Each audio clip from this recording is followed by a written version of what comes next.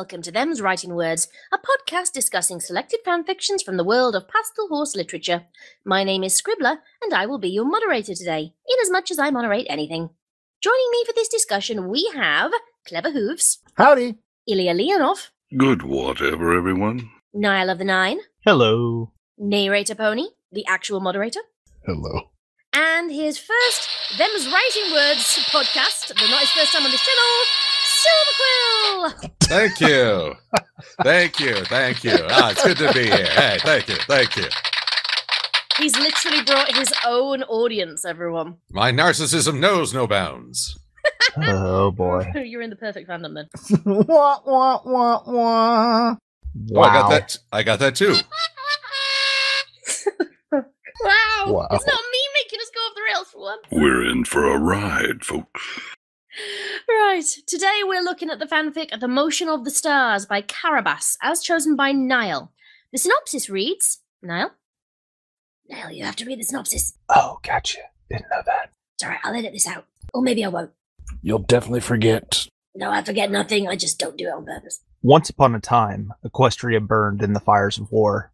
Now it falls on two sisters to reclaim what they can. The story was published on 24th of January 2015 as part of the More Most Dangerous Game contest, in which it took third place, and clocks in at 14,186 words. So, first of all, we're going to go in for the spoiler-free discussion. I will say when we're going in for spoilers, so if you want to go and read the fic, you will go and do so before we spoil it all for you.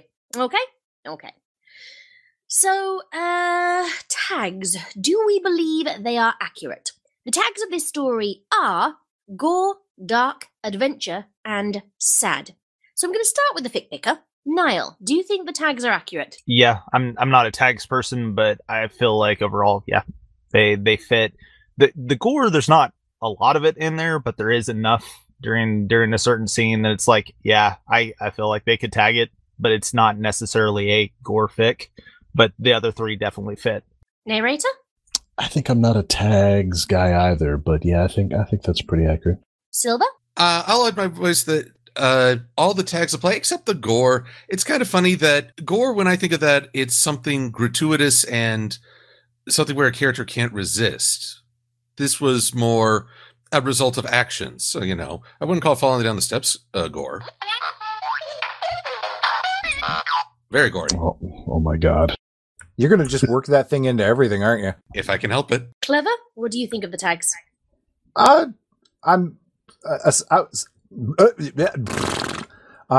brought his own sound box. It's his mouth. Yes, and a talented mouth it is. Wah, wah. Ooh. All right, apparently this just turned into a saucy comedy right off the bat. Yeah, regarding the tags, I agree with Silverquill just in the sense that although there is some description of, I guess, what could be interpreted as gore, when I think of a gore tag, I think of something a little more intention to make you uncomfortable. Whereas this, as just a general warning for people that that there might be blood or there might be, harm. This doesn't feel. I guess I think Saw, like when I think gore, like that there's like this gore porn almost. And I didn't think that this gore necessarily needed to be tagged as gore. I don't know if there's an alternate, more appropriate tag. There's violence. Be prepared. Ilya? I think if there's gore, that it should be tagged because there are people who really have visceral reactions to that and they don't like it. And it's not really very gory, but there is a bit in there. The only exception to the tags, I might have added uplifting. Yeah, I agree with that. Interesting. Yeah. My opinion on the tags, as far as what you were saying, Clever, about gratuitous gore and it being there just for shock value, there is actually a name for that, and it's called gorn, and it is just a portmanteau of gore and porn. So gorn is things like Saw, Cupcakes, Rainbow Factory, to a lesser extent things like Apple Sleep Experiment, Vampire, stuff like that. They're gorn because when the violence happens, it's visceral and largely gratuitous. Whereas I think the gore does fit in this just because, like Ilya said, people have different trigger points and it's better to be warned I wish there were like gradients of tags with stuff like that, like mild gore rather than just gore. But otherwise, I think I would like the uplifting thing in there, but I do wonder if that would be a bit spoilery. Do you need an Al Gore tag? I mean, if he's in it, or just you could just say Gore. It's him just bullying people to buy a Prius. Or going around, I was right. Yep, we know, fucknuts. Do you miss me yet? And my shining personality? I tried to warn you. And Pete keeps trying to say things. It's off topic, so I deserved it. It's fine. This is my first time hearing hearing Gorn.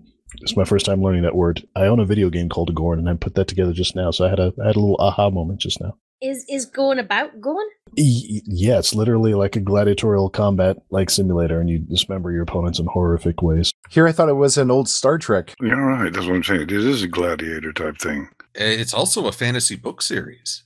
Is it? Tarnsmen of Gore, Writers of Gorn. Trying to remember others. I said Writers of Gorn then and went, yeah, that's the Grimdark community. It's also the stupidest monster that Kirk ever fought. Yep. That's the thing in the warty suit, isn't it? Yep. The one that even people like me who've never watched the original series know about. Yep. And the music. Amelia,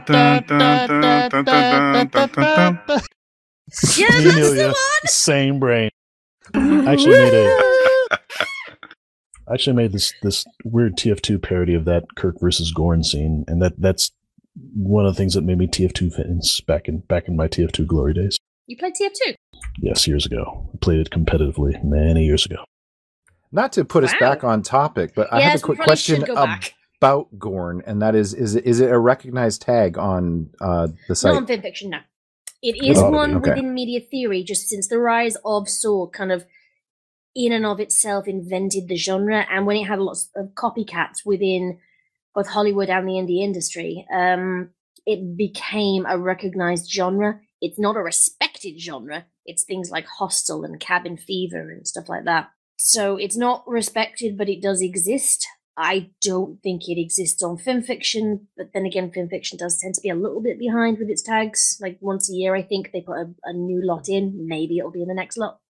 Because if there was a distinction between Gore and Gorn, then I would be happily on I guess this is a Gore tag, because to me, tagging it means that this is significant enough that you got to know that this is an important, integral part of describing this piece. So if there was that distinction made, then I would happily say, yes, Gore belongs as a tag here. And I appreciate that we want to make sure that people who are sensitive to that need that disclaimer. I guess I look at it more I guess it's a privilege standpoint that doesn't bother me, that when I look at that tag, I'm trying to get more of a sense of what the soul of the story is about, not necessarily being concerned about that kind of triggering. No, that's a reasonable thing to say. MP? I wonder if it'd be worthwhile on fanfiction to break out trigger warnings and tags into two different categories. I would like that if they did, because every so often something pops up and I'm like, I really wish I'd been warned about that. Right, so let's go on for a summary of the story. Now, this is the spoiler-free summary that Niall is going to give us. We'll go over some brief highlighting of later points like tone and pacing, and if it sounds like it's interesting to you as a listener, go and read the fic and then come back to us. So Niall, do you want to give us a brief spoiler-free summary of the story? Spoiler-free summary. In short, Equestria is invaded by external forces, and through that, they essentially get extremely decimated, but are able to fight them off. But in the process, the princesses are lost, and so the sun and the moon have frozen in the sky, one at one horizon, one at the other. And the story centers around the survivors, specifically around Rarity and Sweetie Belle. And Rarity is trying to research a way in order to bring the stars back into motion and get the sun and the moon moving again. And Sweetie Belle, who has grown up in this hell, is having to protect her sister because she's disabled. She was hurt during the fight. And she's just, all she cares about is keeping her sister alive and keeping the last remnants of family and society that she knows there. And yeah, that's, I feel like I've a decent synopsis without getting into the spoilery areas. Just briefly, what are people's general impressions of this fic? So, Niall, you picked this one. What are your general impressions of this fic, and what motivated you to pick it? So, I think I've said before, I'm a huge fan of the Fallout Equestria series. I loved the original piece by K-Cat and what it did, where it shows kind of the darkness of what can happen in life, but like the hope and humanity that come through that, or in, you know, Ponyverse. And this fic was based on that general feeling. So with the with the event that they were doing back in 2015, it was pick an established fic in fandom and write a short fic that encapsulates the feeling of it. And the author who made this, it was to capture that feeling of hope through despair. And I felt like this fic does it beautifully. I love some of the characterizations in here, especially of Rarity. But yeah, it's just, without getting hopefully too spoilery, it's how it wraps up and the general feeling at the end of it. I love that. That's generally why I love this fic. It's just it doesn't all make sense. There's a couple of things where I'm like, this wasn't explained well or done well, but it was because it was on a time crunch. But I just love the general feeling I get at the end of this fic. Feels good. Ilya, what do you think? What are your general impressions? I'm not, generally speaking, a fan of post-apocalyptic stuff, although I acknowledge that some very good stories can be told in the realm. It's just not something that reaches out and grabs me and pulls me in. That being said, I do believe a good story was told here, and the writing was stellar. I can't state enough how much I loved the prose. It pulled me through parts of the story that I otherwise would have found dull. So that's my feeling. Pretty good story, excellent writing. Narrator? Very good, short and sweet. Really good sense of sort of setting the tone. So yeah, overall, a good read. Clever? I struggle about.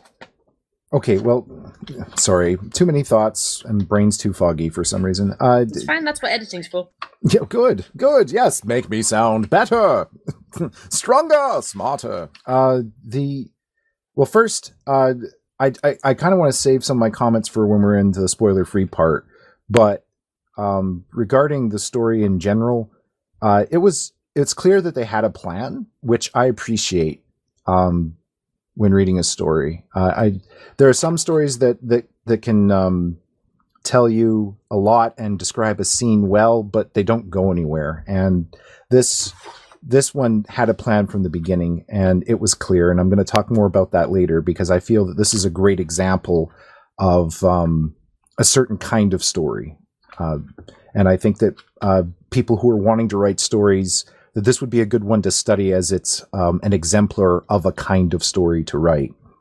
In terms of the writing and overall, I'm starting to realize that I'm lowbrow and that that some of the prose, and I know we're going to talk more about the prose later, but some of the prose in this lost me a little bit. I didn't know, and I don't know if this is a spoiler, but I didn't know that there were so many ways to refer to goat-like things.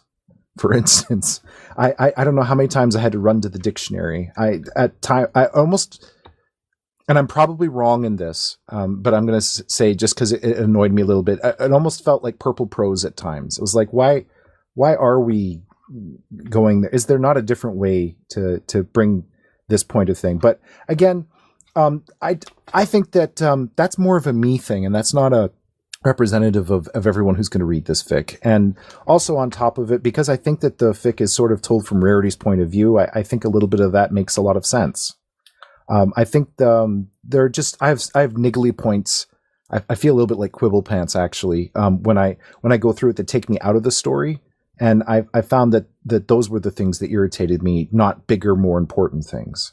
But on the whole, I thought it was a well done story, and I think it's one that people should read, especially if they're interested in writing stories, because I think it does move plot well, it does tell a good story, and it does make emotional connection with the reader. And I think that those are all very good things that are tough to do.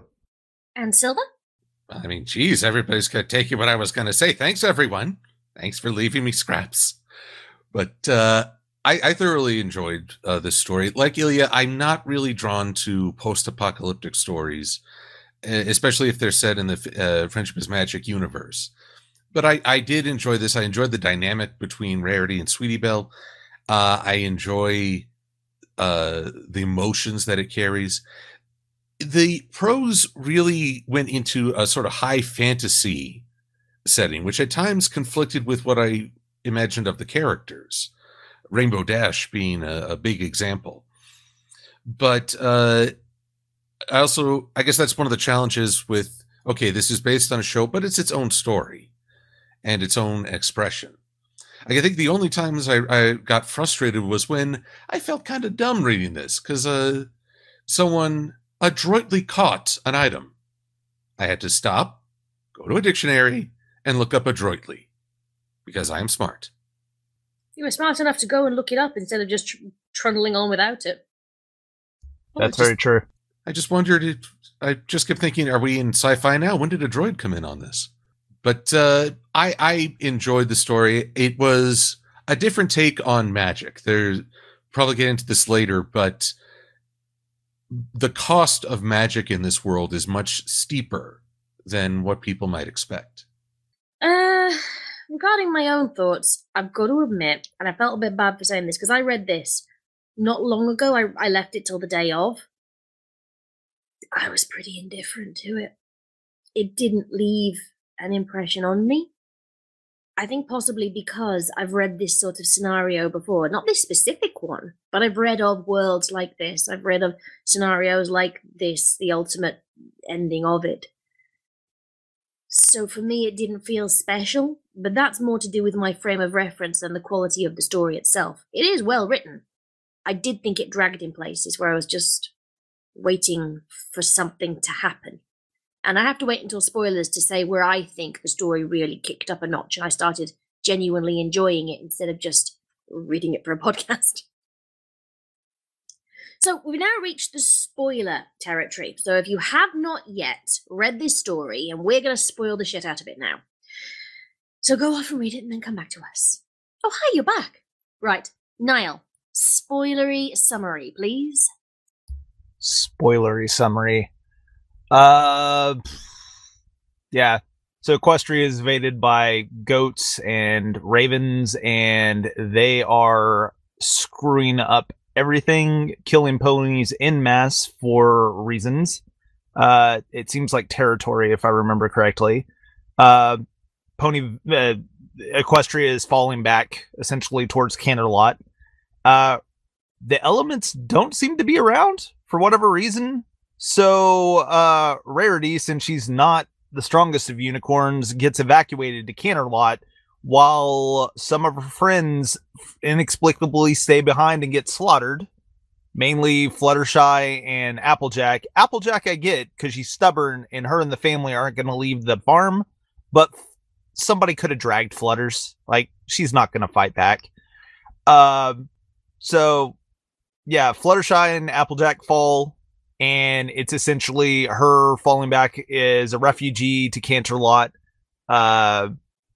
And at that point, Rainbow Dash dies outside the city of Canterlot, trying to fight back the forces. The princesses are there. And essentially at the last moment, Celestia, I believe it is, calls down like a sunbeam nuke on the enemy, routs them.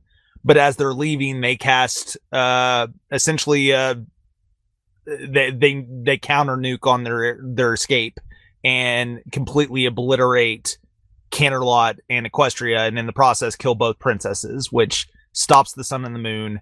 And all of her friends are dead. She's also been hit by magic and has crystals embedded in I believe it's the left side of her body. And so she can't lay down on that side. So she has crystals embedded on one side of her body, and the only thing that keeps her going is the thought of she needs to find Sweetie Belle. She finds Sweetie Belle. Sweetie Belle has had the crystals embedded in her hooves, and so she gets her away. And this story is intermittent with the time skip of them in the future, which is they live in the middle of, I believe, the remains of the Whitetail Woods, and Rarity is trying to research a way to get the stars moving again. Sweetie Belle is just keeping them alive. She goes out and forages daily. She's grown into a strong mare in her own right, but she's very cautious of the outside world because it's dangerous. And it's essentially Rarity nags her into going to Canterlot, trying to find books that she can use in order to get the stars moving again. Sweetie Belle agrees reluctantly, and on the way, they see that there are a group of ponies in a place. They avoid them. Later turns out, after they get to Canterlot, those ponies have followed them. It's two slavers with a bunch of ponies that they've taken captive. They flee into Canterlot, get into the castle, and essentially until Celestia's personal study. And at that point, the slavers have caught up. She pushes Rarity into the study room to defend her by herself, because with her being disabled, she would just get in the way. And while Sweetie Belle is essentially killing two ponies and Rarity finds the book that she is looking for, and she essentially gives up her soul the way ancient unicorn princes used to guide the star and the moon. And the idea is that usually they only do it until the next one comes along. She burns the book so no one else has to do it. And the end of the story is essentially she will forever have her soul trapped within the sun and the moon, continuing to guide them through their paths in the sky. And Sweetie Belle frees the hostages and starts to rebuild some form of pony kind, while her sister soul looks over her from above. How was that? Very thorough. Nice. Very thorough. In fact, I think you explained a few things that I missed. Woo! Well, that's a discussion point for itself later on about the quality of the prose if we were able to miss things. Right, so we'll go on to characterization. Do we feel it is accurate for Rarity and Sweetie Belle? So, Niall, as fic picker, you can go first. Do you think this is accurate for Rarity? Do you think this is accurate for Sweetie Belle? For the most part, yes. The only characterization point that I really had a problem with Rarity was with the whole retreating and leaving her friends. I feel like that's in. I feel like it's the story and it's how it had to work, but I don't feel like she would have left so easily. But I did agree with her mindset when she was leaving. The fact of like, well, what can I do? I feel like Rarity is definitely a pony that if there was a war, she would not be somebody who's like, I've got to go to the front lines. She would be like, I can do a better thing from the rear. So I agreed with that. And I loved Sweetie Belle's characterization. Just the little sister who loves her big sisters, trying to keep them alive, and the whole her being suspicious of the world. I definitely feel like it fit her if she had grown up in that environment. So yeah, for the most part, I absolutely adore the way they wrote them, but that was my one kind of rub, is like, I don't think she would have left that easily at the beginning, but I feel like that's how the story was going to go. Narrator, what do you think? I think the author did a great job of with the characterization in general. I think I'll agree with what Niall said, that like Rarity retreating while our friends are still fighting may have been just a slight sticking point, only because Rarity's got grit. We don't see it. We see it in the show time and time again. That's pretty canonized. She's a dainty flower and she's a lady, but like when push comes to shove, she'll hit slap Summer with a giant rock. She'll slap your shit if she has to. She'll kick a manicore in the face. Yeah. So that may have been slightly out of character, but other than that, I thought the author did a great job with. We see in the show and stuff like that. We see the characters. We see their personalities sort of when in one setting, but now like the world has changed and sort of, I don't know, it's kind of transmuting those personality traits into a whole new scenario.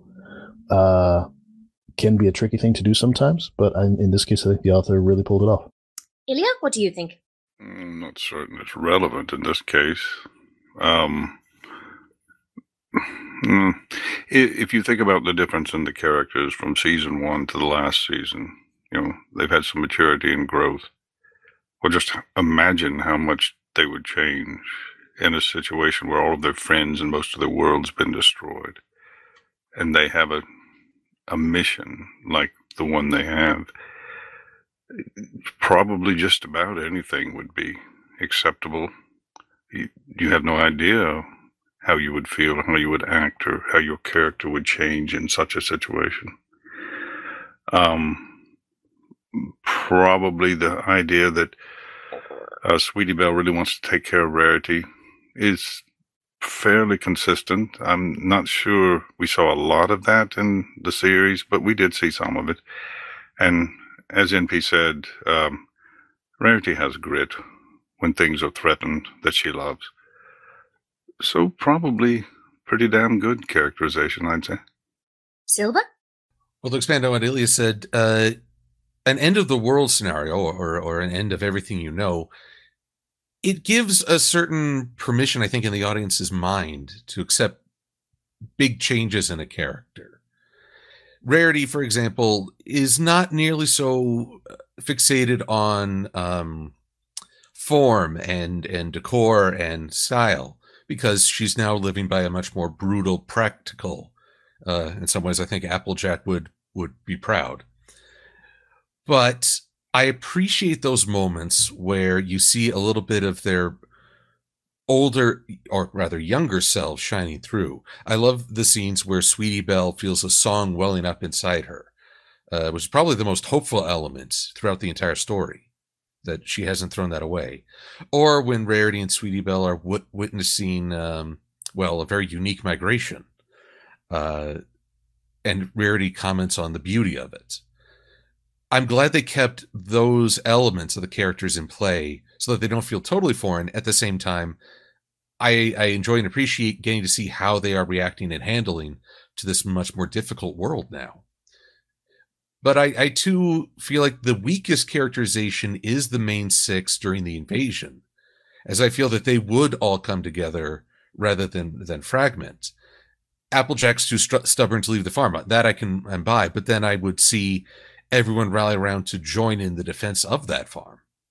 Yeah, I think I probably agree with you on that. Clever.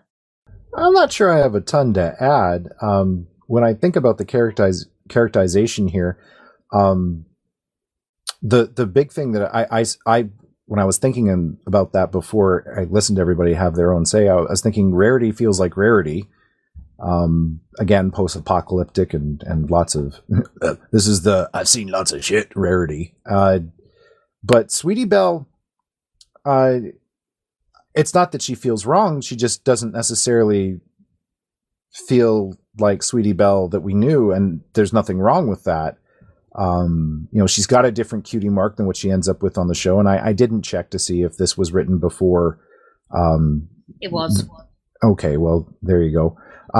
So I kind of was looking at it and thought, well, like if she grew up in that kind of world, that kind of makes sense. So you have sort of this freedom to kind of rewrite Sweetie Belle in a way, to make sense with growing up in her surroundings. I thought there were and I don't know again if this is the place to comment on it, but I don't really see another spot in our agenda to make it about. One of the things that they really spend time talking about is her connection to music, which I thought was fascinating, considering her circumstances of growing up in that there wouldn't be a lot of influence for music, so it would have to have been very internally motivated for her in this kind of environment.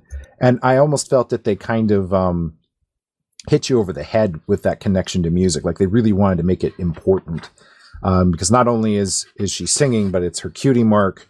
And on top of it, they gave her a stave, which is another word for a staff, which is alternative like in music. And I was like, okay, we get it. She's all about music.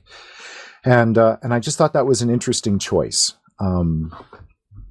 And I'm still uncertain for me why it was so important that was her cutie mark, that we were making so many references to music, whether it was about an integral component about there being hope or what, I'm not sure. But I think Niall desperately wants to comment on that, so I'll yield to him.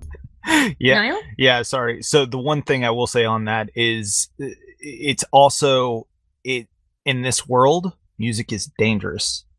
If you notice, every time they're moving, they have to be quiet. They don't want to alert anything around. Every time she tries to sing, it's essentially putting her in a vulnerable situation that something may be close enough that may find her and attack her.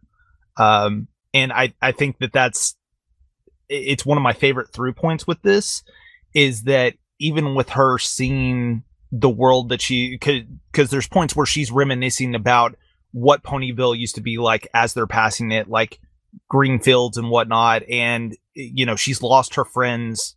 She's gone from having like Scoodaloons and Apple Bloom as friends and having a whole town that supports her, to now she lives with just her sister, and her sister's in this wrecked state. But her singing is her one outlet of hope. And it's kind of like the symbolization of she hasn't given up. But it's also dangerous. Like she has to be careful when she sings, but usually when she does either hum a tune or let out a little lilting thing, like it's at the moments where she's seeing what beauty is still left, or she's still hopeful in the world that's around her. And that's what I love about that. Okay. Does anybody have anything else to add to this point? Somebody clicked Niall, go on. Yeah, the last point that I want to make is I love Rarity's internal dialogue and how it fits with her. My favorite two lines from the entire thing is when they're on their journey to Canterlot and she's not able to carry anything because of her damaged side, and she wants to protest because that's not in her nature. She always feels like she needs to carry her own chair.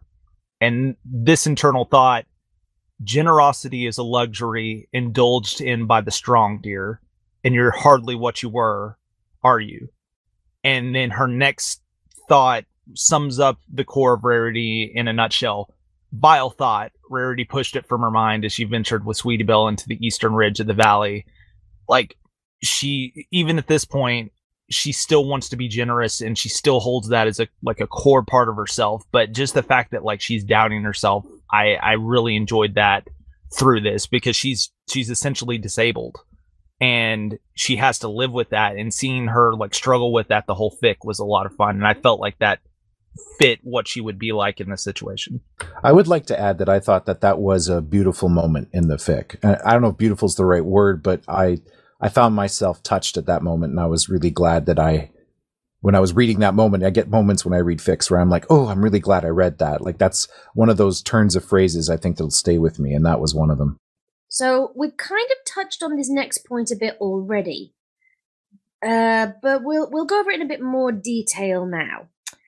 Impressions of the prose style. How does this story read? Is it trying to achieve any particular tone? And if so, how well does it achieve this? So, narrator, I want to start with you this time.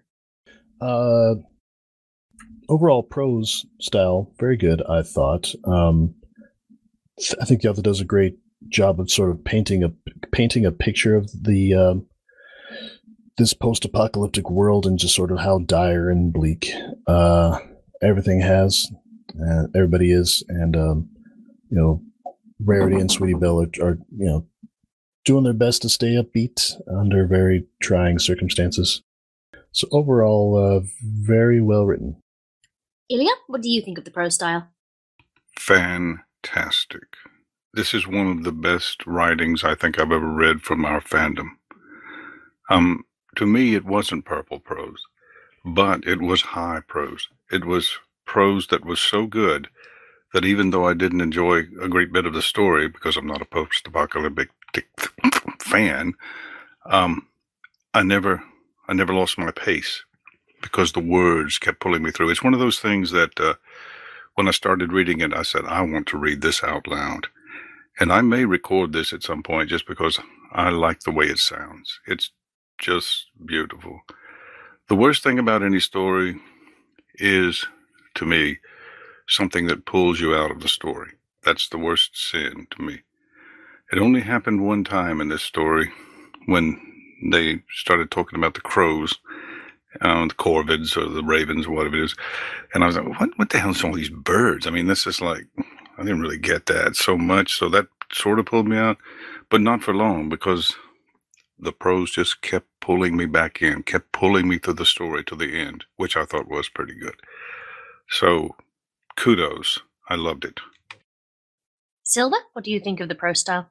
I thoroughly enjoyed it. It's not, as I recall, big on metaphor or any sort of comparisons. It's a very brutalistic description of the landscape and actions. The only time where I felt like it was trying to be a bit more grandiose and high fantasy was the invasion of Canterlot.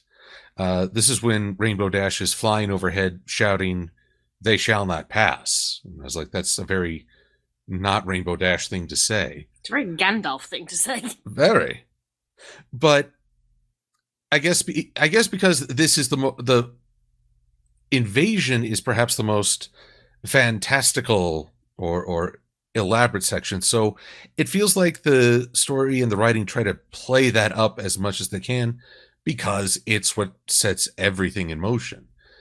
But by and large, I found it just very direct and easy to process and envision, because like the world Sweetie Belle and Rarity envision, it has a brutalistic focus. No time for rumination or grand descriptions of the landscape.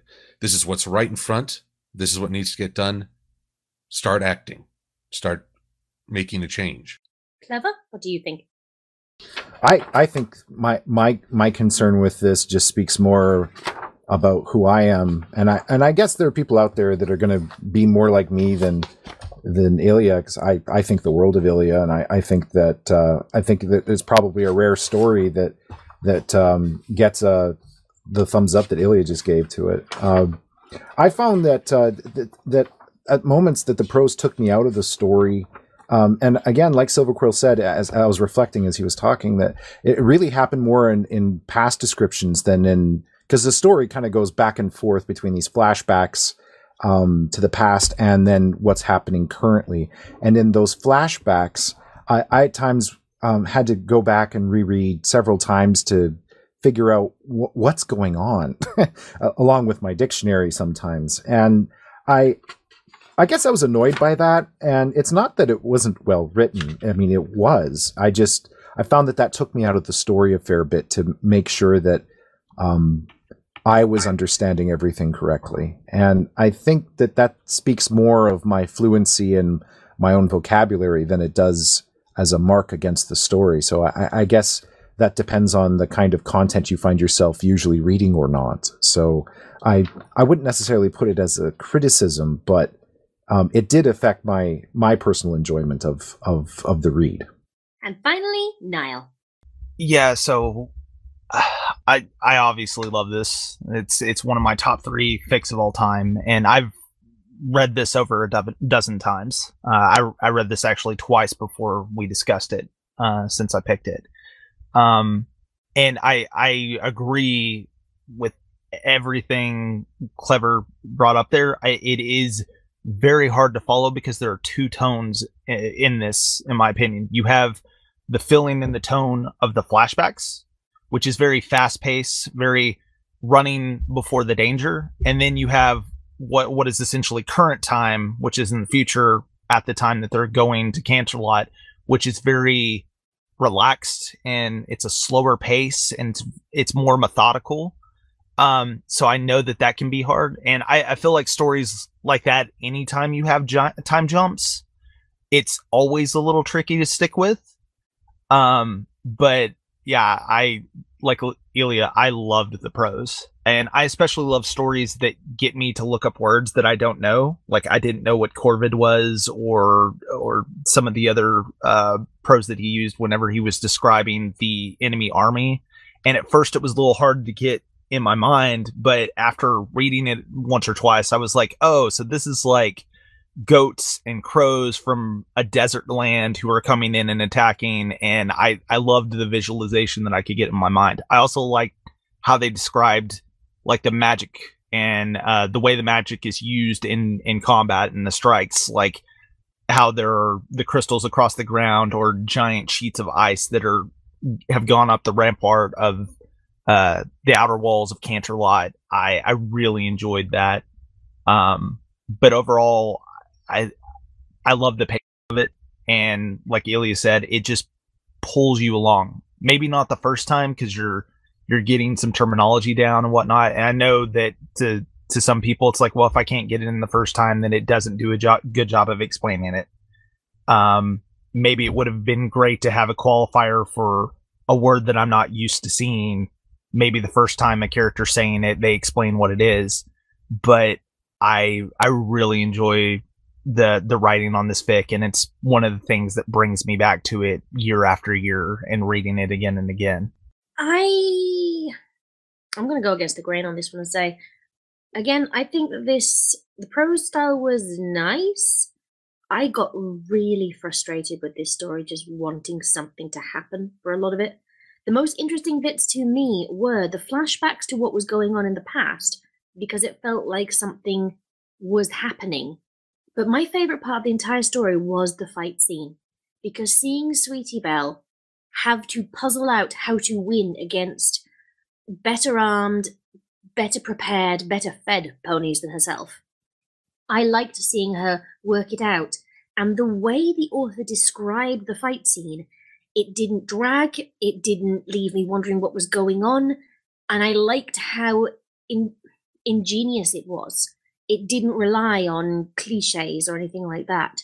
So, and the flipping between that scene and Rarity trying her best to figure out the answer to the bigger problem while Sweetie Belle's dealing with this smaller, more immediate, but no less deadly issue. That was the bit of the story I liked best. But I've got to admit, I was bored for a lot of this. I get the feeling that atmospherically this story works as it is. I would have enjoyed it a lot more if it was half the length and we just had, if they'd skipped over a lot of the descriptions of present day and focused more on the past and what rendered ponies, I should say, into this situation. But that's purely personal preference on my part. I don't have a lot of truck for purple prose, which is ironic considering I used to do it. Probably why I don't have much truck for it now. It works for some people, it doesn't work for me. Do you think more flashbacks sort of might have helped break up the monotony? No, I think that the flashbacks, there were right number of them. Because they gave away all the story. It kept me guessing what was going on. There was that element of, ooh, what is going on? To keep me wanting to see more of the flashbacks. But I think that's one of the reasons why I got so frustrated with what was going on in the present. Because very little was happening in the present. They were walking through a wilderness. They were arguing. They were walking through a wilderness. They weren't arguing. They were walking through a wilderness. They were avoiding ponies. They were walking through a wilderness. It got too monotonous for me. And maybe that was the point. Maybe that's what the author was trying to communicate structurally, and I just didn't like it and therefore didn't appreciate it. All right. Right, okay. So, if everyone's finished with that one, I've kind of just answered this one myself. But Clever, you made a point saying story, blah, blah, blah, blah. I'll start this sentence again. Clever, you made a comment on story structure. And the little addendum says, Clever wants to rant about the hero's journey / Dan Harmon's story circle. Want to elaborate on this? Absolutely. For those of you who aren't familiar with the hero's journey, it's this idea that you can look at classic myth, and that a lot of classic myth, some would try and argue all, but a lot of classic myth goes through the same stages. So you're talking Joseph Campbell, aren't you? The hero with 1,000 faces? He's one of the main drivers of it, absolutely. And David Adams and Phil Cousseau and Christopher Vogler more recently. And links for all these in the doobly-doo. Oh, okay. Well, no, I'm saying I'm going to link them below in this video that people are watching right now. Oh, okay, yeah. And more recently, Dan Harmon of Rick and Morty and Community fame. And there's sort of 3 acts in this, and there's the departure, the initiation, and the return.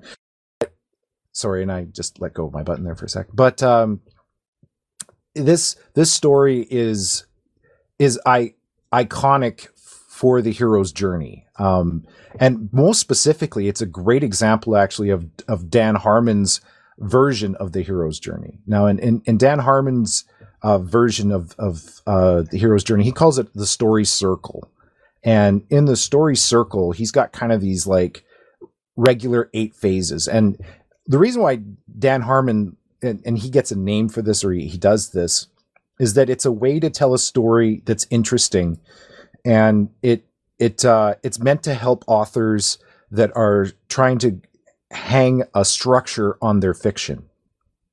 And this, I think, is just, I said it earlier, and I mean it. This story really exemplifies what you can do with a good structure and to tell a compelling story. Anyway, so Dan Harmon has the 8 phases of that. You start off in the comfort zone, but you want something. That's phase 2. And then 3 is, you enter an unfamiliar situation. 4 is you adapt to it. 5 is you get what you want. 6, you pay a heavy price. 7, you return to your familiar situation. 8, having changed. And that's the story. And essentially that is this story. And it could be any number of 100 other stories that are very satisfying to read. And I want to bring it up and rant about it just because if you're looking to become a better storyteller, and again, this isn't the only story you can tell, but this is a very popular, very easy to grab onto kind of story. The structure that's followed in this story almost is verbatim this story circle structure, and it just goes to show that it works. And there are a lot of stories that I've had the fortune or misfortune of reading that at their own peril don't go anywhere, don't seem to have resolution. And I'm not talking about the slice of lives that are just supposed to be like a small pie. They're not meant to be a complete narrative. They're just supposed to be just this moment that they're trying to describe.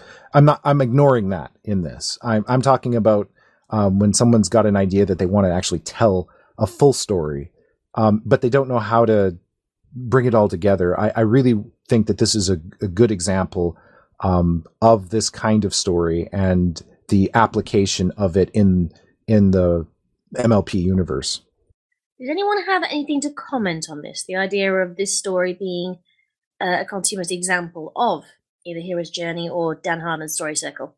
I'd like to just add a few ideas, because some of the names of these phases I think can be misleading, because I agree with this analysis and application. But when people think the comfort zone, well, when this story starts off, Rarity is in a survival zone, a minimum danger, perhaps. She's reading on a hilltop. But I wouldn't call that comfort. She's in a great deal of physical distress in a broken world. So I guess that first stage is just, might be better described as everyday baseline. Equilibrium. Equilibrium. Yeah, I like equilibrium as well. I would point out too that what's interesting in this story is that there are almost 2 heroes' journeys going on, and that's an interesting twist here. That Sweetie Belle kind of has her own hero's journey and her own objective, and Rarity has a different one. And although they're parallel, I think they're distinct. See, I come at this from more of a media theory that rather like Joseph Campbell, in media theory, there is something called Todderov's theory of equilibrium. And the idea is it's a narrative theory that for every story there should be an initial equilibrium, the inciting incident, the disequilibrium, where the inciting incident has messed up what was the initial equilibrium, the reinstatement of equilibrium, and the new equilibrium at the end, which is not the same as the original one. And I tend to find that fits very well with the vast majority of stories, that most of them you can fit into this in some way, shape, or form, that you don't end a story at the same point that you began it. Whether or not it's a cyclical narrative, as a reader, your attitude at the very least has changed by the end, even if the characters are in the same place. And I would say that's kind of what was going on with this story, even if the initial equilibrium is technically... there's two of them. There's the initial equilibrium of canon being disrupted in the flashbacks, and there's the initial equilibrium of the world in which Rarity and Sweetie Belle now live in the present moment. And the disequilibrium is kind of the same thing. It's this messing up of what they understand the world to be and trying to right that perceived wrong. And the new equilibrium at the end is Rarity watching over Sweetie Belle now instead of the other way around, and Sweetie Belle trying to fix the world. Well, is Sweetie Belle trying to fix the world? I feel like in a small way, because she is, at the very end, she's given up her shelter, and she's given up the equilibrium she had with Rarity to the, I think it was 7 ponies and a foal. Yep. So she is giving over her equilibrium to this new world. It's one of those, you can't change the world in massive steps. Sometimes it's just a case of helping the person who's closest to you. See, I'd actually argue Sweetie Belle is not looking to change the world. She's accepted it for what it is. Her goal throughout this is to protect Rarity. And she does that. She successfully defends her from 2 violent antagonists. But the price is that she loses her ability to protect her sister. And now she's changed. Now she's accepted more. She's suddenly giving and caring for more than just one other character. I think Rarity is the real world changer in this story. She definitely is in a macro sense, that she literally changes the world. She's like, yeah, I've reinstated day and night, just a little thing like that. But Sweetie wouldn't have even gone if not for Rarity insisting and showing a little bit of that good old Rarity grit. Yeah, I get the... Who's Relax? Have we been invaded again? Oh, Relax. Relax, this is a private server. Please get out. Right, fuck it. It's been happening again. Relax. Didn't you set a password? Go Go through it. I set a password, apparently not working, or it's been broken, or it's been passed out of Discord, or whatever. Or perhaps it was just a laxative ad. What the fuck is a Relax? For those who are listening now, just like last year, we were once again invaded by an interloper who was not meant to be in the server. Hopefully this time they weren't coming to play whatever it was they were playing last time. And if you change your name, I will string you up. I was not even gonna get caught this time doing that. Because he was going to pick such a better name. You would never know. Well, what was your name last time this happened, NP, where I nearly kicked you out because I didn't know it was you? Furry Vor Gangbang 69, I think. It was. Yes. Yeah, except that I nearly kicked you out until you chimed in and went, it's me, leave it. So yeah, I'm gonna have to... I'm priceless. Can you help me set a proper password later?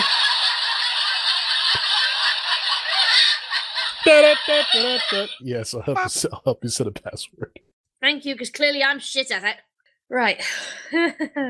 What were we talking about? I've lost the plot now. Laxative. Before the laxative person entered the chat. Sweetie Belle at the end of the fic, and kind of how the change was. Ew.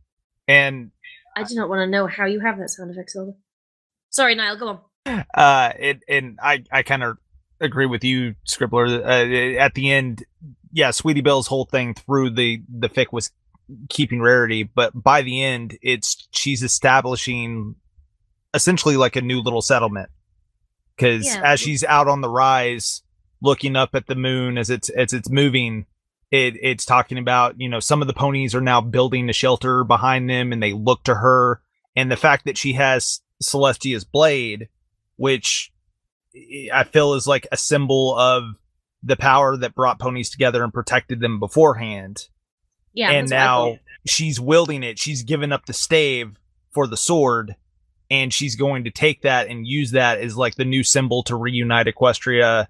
And that may not be like her big overarching thing, but she realizes that, like, well, I'm not just protecting my sister anymore, and my sister has given us a chance for a new future. Now I have to make good on this. And I feel like that's the new equilibrium for her, is she doesn't exactly know what's coming next, but she knows that she's going to do whatever she can to put Equestria back the way it was when she was a foal. Yeah, that's what I thought. And I also thought that there was some symbolic significance to switching out the stave for the sword, because the stave is more of a defensive weapon. She was doing everything to defend herself and her sister, and now she's being a bit more proactive about making changes, not just coping with the world as is. So she has a more offensive weapon in the sword. Yep. Anybody else have anything to comment on this before we move on? I do. Go on then, Ilya. Well, two things. One, I'm not exactly sure that Sweetie Belle was ever sold on Rarity's mission. Yeah, she was there to protect Rarity for most of the story, and I think toward the end, before the events in the room with the heroics and all, toward the end where she relented to let Rarity go back into the council, was protecting Rarity from the despair of not having tried as hard as she could, not having the death that she knew was inevitable, that she wanted for her. So I felt sort of like that was a change. Not so much that Sweetie Belle thought that Rarity could do this, but just that she thought that Rarity needed to do this for her own sanity. The other thing was, I wanted to clarify my position on the story structure.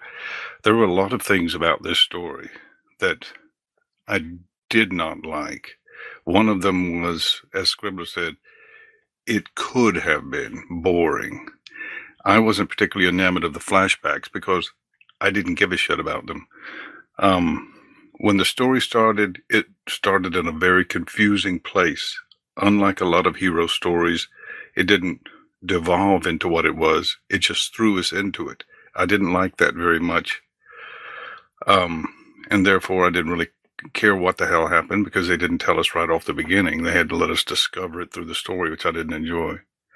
But my position was, no matter how many of those things that were in there that I didn't enjoy, the prose was beautiful enough for me to keep me going. And at the very end, I did think it became a very good story. But that was what I wanted to clarify, that I wasn't saying it was a great story. I was saying it was beautiful. That was all I meant.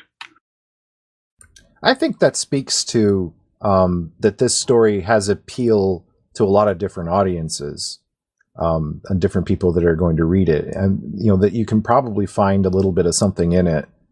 And maybe it's not everybody that's going to love all aspects of it, but that there's probably a little bit of something for everybody in this story. Yeah, it reads like poetry to me. A lot of things do. Especially if I can't understand the story and I just go in for the words. It's like poetry. Any plans to narrate this one, Ilya? Probably so. Ah. My problem with this is that I'm really growing tired of stories where I have to produce them and I have to recruit voices and then put it all together. I'd much rather do this for someone else and just do the narration. Hint, hint. Be careful saying that around me, because you know I'll do it. Do it. I want to read this one. Do it. Warning. Well, I spent 3 years making you narrate vampirelance, so yeah, you know I'll do it. No coercion was involved in that. Stop. Relax. Don't do it when you want to go through it. Yeah. So 0.7. Let's move on from the song about masturbation How on to 0.7. alternate Actually, is this alternate? before we dive into that, one last thought on the story circle. Yeah, go on. Section 3, unfamiliar situation. Dan Harmon needs to work on his branding. I would petition that to be danger. That way you could have a danger zone. Right, 0.7. How alternate is this alternate universe? Stuff Clever's not clever enough to understand. Clever, explanation please. I'm not always clever.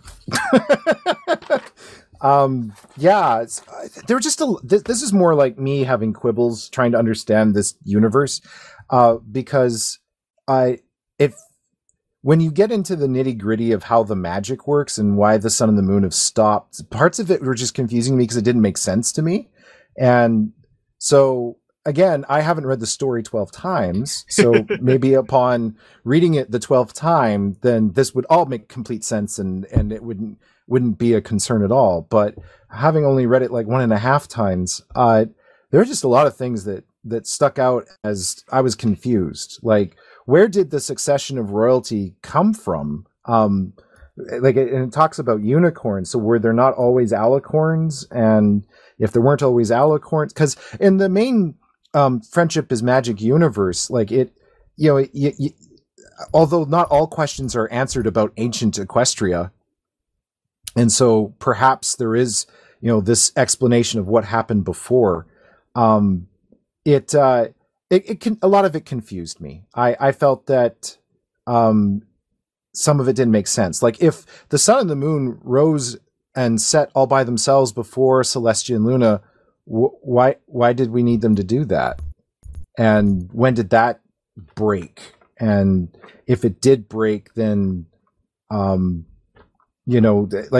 just seems like a terrible thing not to have in case there's no more Celestia or Luna, like break glass here kind of thing, that it's really, really bad planning on their behalves.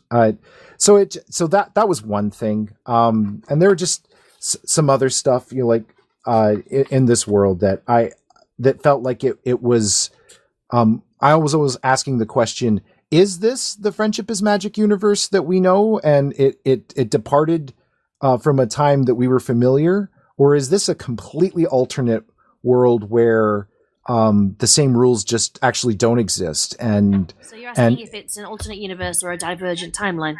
Yeah, because at first I thought this is a divergent timeline, and then I was like, or is it? Or is this a completely different universe? And I guess I, as a reader, would like that clarity. And I know Niall's just jumping at the bit to get in there. So cool. I am, because I love this. So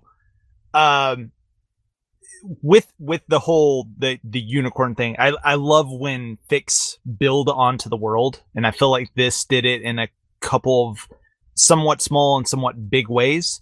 But one of the things that we know from the actual canon of the story was that before Celestia and Luna were the alicorns that were around, the unicorns had to work together. The story of the 3 tribes, the unicorns were the ones that moved the sun and the moon, but it took a lot of them. It was very exhausting. There's also been a lot of fandom that has specifically tackled those subjects.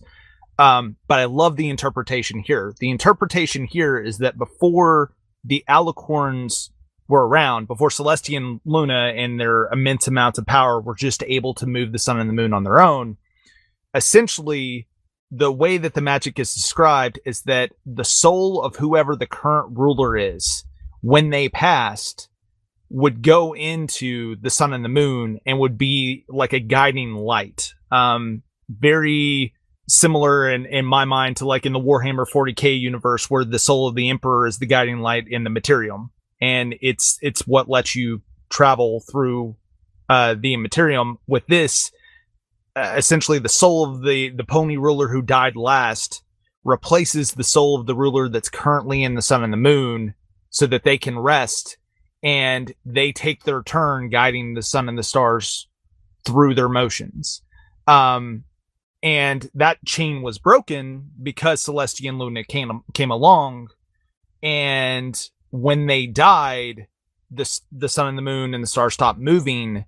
but there was still that old knowledge of there used to be a way to do that, and Rarity being a unicorn and having a little bit of knowledge about it knows that there was a time before the princesses when this thing happened.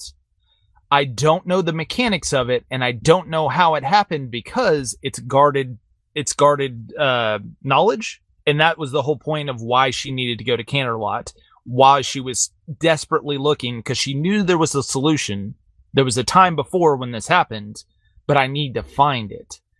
And I personally love that. Yes, clicking. Lots of clicks. Who's clicking? That's me. Go on, Clara. Yeah, no, I get what you're saying. There's just, and it's the details here that bug me. If it took a group of unicorns, then how the heck was Rarity able to do it by herself? If there's not a group of unicorns still doing it, and if it was just one soul, and then she destroyed the thing, so no one else needed to do it. So in theory, she could do it forever. So why then? Like, to me, there's some logical fallacies that are here that kind of ruin it for me. Because if you're going to go to the extent to explain as much as the story did, to kind of have some logical loopholes or things that just kind of that aren't explained stand out to me and take me out of the fic, right? And I'm not saying that this is make or break. This is me just trying to understand, are the rules different here? Is this a completely different universe? Do the things that we know that happened in canon in the series maybe didn't happen here? Because it would be easier for me to forgive if that's the case. Gotcha. That's not made clear, because we still have what appears to be the main six as we sort of knew them at one point. And it's that minutia that takes me out, because they went to the trouble of explaining all of this, and it's an important plot point that the sun and moon aren't moving, and that there's this thing that Rarity needs to do to be able to get it moving again. But I'm left like that this idea was a little half baked still, and that they hadn't completely solidified the mythology, or whatever you want to call it, around it. Because I agree in that I love it when a story can add on to a mythos of a world, but I'm myself very critical of, did what you did, or what you said, did it make sense? Was it coherent? And if you were just trying to tell a story and this was getting in the way, then why go to the trouble of explaining it to the detail that you did? Gotcha. And the one counterpoint I will say that and this is from reading a couple of other pieces similar to this, my interpretation, it's just mine, is that with the knowledge that the princes were putting their souls in the reading, when she's reading that, it makes clear in the book that she's reading that's very secret, and it's like a royal secret that's only passed down like within the royal line. My thought would have been that the whole, hey, you needed to have a large group of unicorns, was like the manufacturer's myth to protect the larger secret. But that's just my reading, because we see that a lot in other books, and also in history in general. It's when you have a truth that you really can't hide the whole thing, but you want to hide enough of it that somebody just can't have access to it. You just make a small tweak. And that's the way I interpreted that. But I totally understand your frustration with that, and I get it. I just wanted to add one thing, is that we need to make sure that the listeners understand that the mysterious thing that no one wanted to talk about was the fact that Rarity had to die to bring back the sun. And that may not have been made clear yet. Yeah, that's true. Well, she died in body, the idea being that her soul, instead of going to heaven or wherever else, is trapped. Right, but the sacrifice was necessary. That the sacrifice was necessary. Her bodily form is dead. I wanted to just make a comment on and honor the fact that I felt that was the most Rarity thing that Rarity could do in that situation. Is that she could give her soul to eternity as a generosity so that her sister and everyone else could. I thought that was a very poetic thing to do, and a nice way to end her story in a way. So I just wanted to honor that for a moment. Just say that I really did appreciate that. Even if I had quibbles about the minutia around how, the magic worked, or the history, or the, continuity of this particular story. Niall? You said continuity. You owe me a quarter. And in that same vein, the other thing that I like that in some ways makes that sacrifice even darker. So once again, this is me interpreting or reading in, but the idea was the prince or whoever was behind taking over was so that the one who was there before could take a rest. The idea is that no one will ever give Rarity rest. And my interpretation of that is when your time in doing that, in guiding the stars and sun are done, it's like your soul gets to pass on to whatever the afterlife is in ponydom.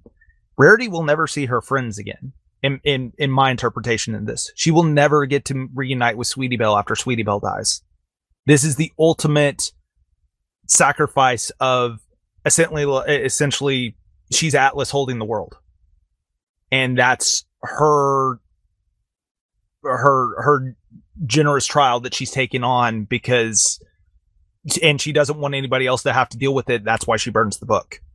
Nobody else has to ever worry about this again. But also I've consigned myself to a reality where I may never see the souls of my friends or my sister or anybody I ever loved again, even though that's a possibility. But that's, like I said, my personal reading of it.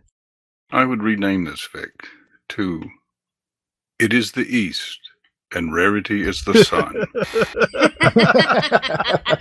Yeah, that's pretty good. See, That's that good. one I like. You know, I want to just make a quick counterpoint. If no one ever has to do this again, then how did Luna and Celestia manage to disrupt it before? Alicorn MacGuffins. Yeah. But that's kind of what I'm getting at, is that kind of logical, like it's a problem that the story makes it's a problem that this author created its own problem. Yeah. And that's I guess the point that I'm trying to make is that stuck out at me and it made it difficult for me to be like, okay, shut up, brain, just enjoy what's going on. It's like, but they brought attention to this. They're the ones that made this about this. It's sort of like if I was to go off on a rant about why Iron Man, the Iron Man series gets progressively stupider, and that, you know, Iron Man 2 took a shit on logic, and Iron Man 3 was just a big mess. But I won't get into that right now. Those of you who are Marvel fans know what I'm talking about. I'd like to bring up one line spoken by Rarity towards the end. A gift given, she whispered. Forgive its lateness. I'm coming, girls. Please let it. And she, her voice catches. I'm not. Does that line undermine the idea that she'll never get to see her friends again? Yes. Yes. Yeah. Mm-hmm. It doesn't really make sense. She's like, she's trapped, but she's in purgatory, you know, just to leave her body will die, but you know, her soul cannot ascend to beyond the veil or wherever. Unless she didn't mean to burn the book. If that was like one big faux pas of, yes, somebody else will replace me, and oh, damn. Or it could be her belief that, well, yes, her soul is linked to moving these celestial bodies, but that doesn't mean she's blocked off from her friends who are not shackled to any physical limitation. Could be. But that was something that could have stood to be explained more by the author, which we'll get to when I thoughts on the ending. Controlling the motion of the sun and stars is like, maybe it's a part-time gig, you know, from she gets half swarming off. Yeah. My day job is being in the afterlife, but on nights I move the sun and the moon. It's fine. It's part and parcel of the whole sun moving gig. I think I just had Tinder profile looks a lot more interesting now. I'm just picturing if the main six all took turns. Sun starts weaving through the sky and everyone's like, oh great, Pinky's in charge. That would be terrifying. Yeah. It would be. Pinky gone. MP, you've added a point. I want to explain it, because while we were talking, MP has added a point, and it's called "We're doing it now" trope. MP, what does this mean? I'm sorry, just sneaking in points as we're going along. No, it's fine, but I just don't understand it. This is not a trope, I guess. What'd you call this? A plot device? It's one that I see a lot, and I think it's overdone, and I actually really hate it. But you know, the plan was then going to Canterlot. They're going to search for the books, and and then the plan was for Rarity to take them back home and like study them carefully and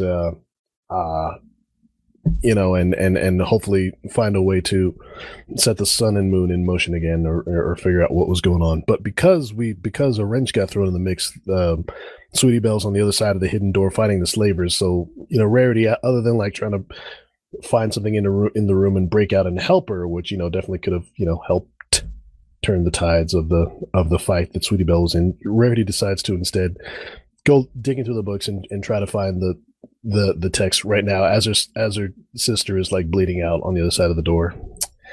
But it turns out like the only way, because of the time crunch that they were in, the plan changed on the fly, and it's like, no, we're doing it now. This was a long-term plan, but the only way this is going to work is to do it now. It's a plot device that I see too much, and it usually just means that they're on a time crunch because it's a 2-hour movie or something like that. And I actually really dislike it as an author. I just wanted to see if anybody else had any thoughts on that. Yeah, I noticed that as well, and it's actually one of the moments where I thought, I'm not sure Rarity would do that. Now, I realized that Rarity's thinking she wouldn't be much help in the fight, but I don't know that would have stopped her. And that was something that frustrated me a little bit too. I mean, I understand why she did what she did, and the author's rationale for choosing to do it that way, but it did stick as a moment where I felt that was counter to her character. I mean, I feel like it somewhat fits her current character and her current mindset. I do agree. Like, I feel like she should have tried to help out more. But I also feel like I think that the guilt and the pain for past failures is a lot more prominent than like it's been weighing on her for close to 10 years. And I think the idea is she's very old. She's very frail. Her magic is next to useless. That's brought up like a couple of different times. She tires quickly. And I think in the moment I could try to help Sweetie Belle, but nothing's really going to happen. This is my mission. And if I can succeed in it, I think it's also the time crunch thing of like, well, what if my sister fails? I don't think she wants to deal with that fact, but that's a real and honest fact is my sister may die. I need to try and do this in the time frame that I've given. And yeah, I agree that with MP, like there are definitely times when that is used as a rush or used as a, hey, this is a plot point that we're going to use to bring the story to an end faster. But I also feel like in real life, that's an actual human thing that we've seen happen in our own day-to-day lives and in, history where, maybe it wasn't the best choice, but it's the choice you felt like you had in the moment. And that's kind of the flaw. And I feel like it fits her characterization in this for better or worse. I don't know. That's just my 2 cents on it, but I could see how it was taken that way as well. Ilya? I saw it as more of a No Henry type ending, a sort of a surprise ending where Rarity discovers something that leaves her no choice. It's save the world or not. And that's just where we are. I rather liked it, actually, because the story was a bit long-winded. It was nice to drive that stake home in a hurry, I thought. Silver, did you have something to say before? Yes, the interpersonal conflict throughout this story is that Sweetie and Rarity's goals really clash. Rarity wanting to find this information and basically save the world or restore it to motion. Sweetie wanting Rarity to be safe and basically just survival. So, well, I totally get the impression, why is she forcing this now? This is perhaps the one moment where Sweetie Belle, who would be motivated by love, but would try to interfere or dissuade Rarity. So perhaps she's choosing to act now because it's, ironically, the easiest time for her to perform this. Or at least to perform it unchallenged. Agree with that. Like, Sweetie would have totally tried to stop her. Find somebody else to do it. Yeah. Find some other way around it. I think in the current state of mind, Sweetie would have wanted to use one of the slavers. Right. Okay. So we've got nothing to add to that one. Okay. I don't know who wrote this point. Compare and contrast with other post-apocalyptic ponyfics. Who wrote that point? That was mine, actually. So do you want to elaborate on that one? Because I think you might have had something specific in mind with that particular phrasing. I'm not sure. Well, I mean, Fallout Equestria is the obviously the post-apocalyptic ponyfic that jumps to mind most easily. I was just mostly just interested in hearing people discuss how this compared to that one and any others. See, I've not read Fallout Equestria. It's not a universe that I know a lot about. I don't play video games, so I don't know anything about Fallout. You don't have to play video games. You need to read the fic. I don't know anything about Fallout, is what I'm saying. I've not read the fic. I don't either. I've not read played the games, which apparently is really close tonally and in setting. So I haven't either. You need to read the fic, Scribbler. Why do I need to read the fic? You're a brony. You need to read Fallout Equestria. No, I don't. You've seen my read it later list. How is this not the top of your list? Because I don't like it. It's only a million words. You don't know if you'll like it until you read it, Scribbler. I watched the and listened to the first 2 episodes of the radio play starring frig, what was the name of the actor? God, who was the voice of Little Pip? Someone help me. I haven't seen it. It doesn't matter. You're getting off topic. Also, Nowaki. That was it. I think we've started our own apocalypse here. We really dropped the bomb. I'm not reading Fallout Equestria. You read it to me. Oh, it's only a million words. Sure, I'll just 600,000 words. I thought. Oh, excuse me. The million words is the sequel that Sonny. Yeah, really we don't talk about that. We don't talk about Project million. Horizons. That's no. We don't talk about Project Horizons. It died at chapter 33. No one can say any differently. We don't talk about Project Horizons. Oh, Except we're talking about it now. Yeah. The first rule. Sonny need to talk.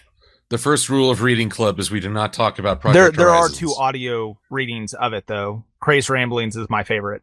So if you want something to listen to on the side, he does a fairly good job. Although I will say his mic quality is not the best. There are pops that will probably annoy you as an audiophile, but he does a fairly good reading of it. My point is, I just don't care about post-apocalyptic. Say the word. It's so antithetical to you, it won't even go in your mouth. It's not the universe that I'm interested in. I'm interested in the universe that we see every week on the television show. Yep. I don't give a shit about this destroyed world universe. It doesn't mean anything to me. Can we have a post-apocalyptic? No. I think someone should invent that. It already exists. It's called Fall of Equestria. Oh? Yeah, don't look it up. It's not nice. Okay, then. I shall, of course, do exactly what you say and not the opposite. On your own head, that is terrible. Who would write such a thing? That's just awful. Where can I find this? Where is this? Hang on. You to kind of say who would write such a thing? I don't know. Maybe one of your other pony owners. How long did it take for you to tell Ilya you'd written that story? I don't have to listen to these wild allegations. This interview is over. Ilya read an entire long story before MP said, "Oh, I wrote that." Yeah, I have a lot of alt accounts. What's your point? I have a lot of alt accounts. You do. Some of which write fic. Yeah. Some of which got unearthed. Who are we sitting with at BronyCon? The mod from fanfiction. Oh, Baldhead. Polyglot. What's his name? Yes. And anyway, yeah, he was showing off. He was flexing his mod powers, and I Wonderity. That's the one. Yeah, Yes. I had some really cringy, really early fandom fixes, which I am not proud of, and so which I had deleted from my alt accounts portfolio. And he just pulls it up on his phone and shows me, oh, this one. I was like, no, why else there? He did. He screamed in the middle of the pub and went, "No, put that away." It's amazing. When people You scream, thought he was going to show them to all of us. when people scream, "No, put that away!" to me, I it's a bad day. Oh, goodness. Oh, dear. So, yeah, comparing, contrasting. Yeah. We going past this? We doing this? Yeah. Anybody else ever read, I think it was called End of Ponies by Shortcuts and Explosions. And it was never finished, but that was a pretty significant Love that one. It's brilliant. post-apocalyptic one in early fandom. And I think that Even one did it better than this. Could also be Even Clock. unfinished. Wait, is anyone noting the supreme irony of a story called End of Ponies never finished? Right? Yeah, sad. But if we're talking the post-apocalyptic genre, and I've not read many My Little Pony stories focusing on this. However, there are a lot of stories where I find there's two approaches. There is the stories where you are living in the decimation of the apocalypse, and, in my opinion, the more interesting stories of the society that rises after that apocalypse. I guess the most popular example would be the Hunger Games. Though there were other stories like Orson Scott Card's The Folk of the Fringe, which honestly not that didn't he write Ender's Game? he did, and of the stories, Ender's Game is by far the stronger tale. Yeah, don't bother reading Speaker of the Dead and all those. Just don't. Yeah. You mean all those ones that contradict his actual worldviews? Well, isn't there a third category where we're actually just getting to the end of the apocalyptic universe? We're not quite into the reformed universe, but like The Stand, where the universe, you're in the middle of the horrible catastrophe, but at the end, we're starting to pull out. Is that another one? Yeah, my thought on that was like the original I Am Legend. I absolutely love it. Hate the movie. Has nothing to do with the book. But like the original I Am Legend is beautiful example of that in my opinion. Yeah, the Omega Man was a much better rendition of that one in my opinion. Well, I guess I would lump. Perhaps it's wrong to lump it in with the whole living in the ruins of the apocalypse. Maybe at the end you start to build up, but I think this story, as everyone is sort of stuck in this equilibrium, as you so well put it, it's not as interesting as if you're curious about this world that's would evolve afterwards. Case in point, to whom are these slavers selling these ponies? Who's taking an interest in this ruined land? To me. What? Wow. Hell yeah. I appreciate your candor. Ilya Equestria is just a post-apocalyptic warlord. To be fair, he's an alicorn. He could probably do it. I think a better example might be like what is it? The Book of Eli might be a better example of what this is. It's somebody more on a journey. You know a little bit about what came before. You can extrapolate what might come later, but really the focus is on this one person on this journey that's in a very small microcosm of a world, and what's happening in the journey right now isn't changing the world actively, but the results of the journey will change the world. But if the journey isn't completed, it also will have a negative effect. That's more how I feel like this. And I feel like there are a couple of other examples, but the best one I can think of is the Book of Eli. And maybe Beyond Thunderdome. Yep. And it's a very small little subsection of apocalypse. And yeah, there are a lot of people that don't like it because either there's not enough action or there's not enough lore, there's not enough build up to it. And there are plenty of post-apocalyptic movies about the fall of, Skylines, all the different versions, whether it's sci-fi, whether it's whatever, of here's the fall of the human race and how we have to deal with it. But I feel like this is definitely more of it's already fallen. There's a journey in between. The journey itself isn't necessarily going to change the world positively or negatively, but the effects of this journey can. And I like those stories personally. Has anyone ever written a Terminator pony story? Or I was pony just Terminator thinking that, Ilya. Oh my god! Our minds are becoming one. Somebody Probably. write it. There's been so many crossovers of everything. There's Written a what? Well, they will now. Talk to the hoof. I am the Poninator. I need your clothes and your Okay, gun. no, Mr. Poninator was an animator. He actually did exist. Linking to his channel in the doobly-doo, be warned, blood and gore and sex jokes lie therein.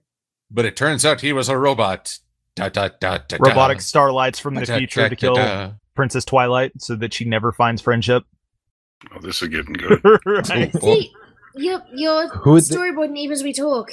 Yeah, who would they send back? Who would be the champion? I'm gonna leave you guys to Derpy. discuss these Shiny. things. Yes! I'm going to Yes! the bathroom. I'll be back in a bit.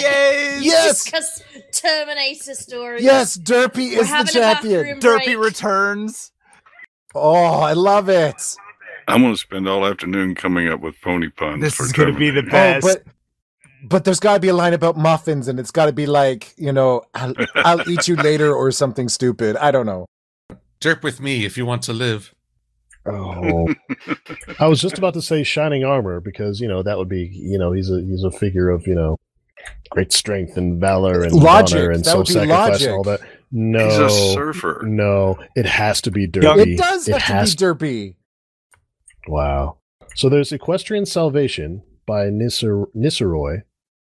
And there's My Little Terminator Destruction Day by Hawkmeister. Ooh. Those are the two those are the two my initial my cursory search has But none of them with 10 out of Derpy. 10.